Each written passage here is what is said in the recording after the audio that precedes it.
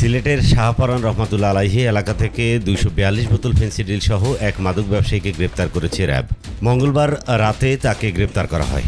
গ্রেপ্তারকৃতের নাম কাউসার উদ্দিন। র্যাব জানায়, RAB ৯ CPC সিলেটের একটি আভিযানিক দল মঙ্গলবার আনুমানিক রাত ৩:৪টার দিকে মাদকদ্রব্য উদ্ধারে শাহপরান থানাধীন সুরমা গেট এলাকায় বিশেষ অভিযান পরিচালনা করে। এ সময় গোপন সংবাদের ভিত্তিতে সিলেটের জাফলং হতে কতিপয় ব্যক্তি একটি পিকআপ গাড়িতে অবৈধ মাদকদ্রব্য নিয়ে সিলেট শহরের উদ্দেশ্যে রওনা করেছে। এমন খবরের ভিত্তিতে র্যাব ৯-এর একটি দল শাহপরান থানাধীন ৯ নম্বর ওয়ার্ড জালালাবাস্ত ক্যান্টনমেন্ট বোর্ড হাই স্কুলের সামনে পাকা রাস্তার উপর চেকপোস্ট পরিচালনা করে আনুমানিক রাত 4:15টার দিকে সিলেটগামী একটি পিকআপকে থামানোর সংকেত দিলে পিকআপটিকে ঘটনাস্থলে থামিয়ে একজন ব্যক্তি কৌশলে পালানোর চেষ্টাকালে তাকে আটক করা হয়।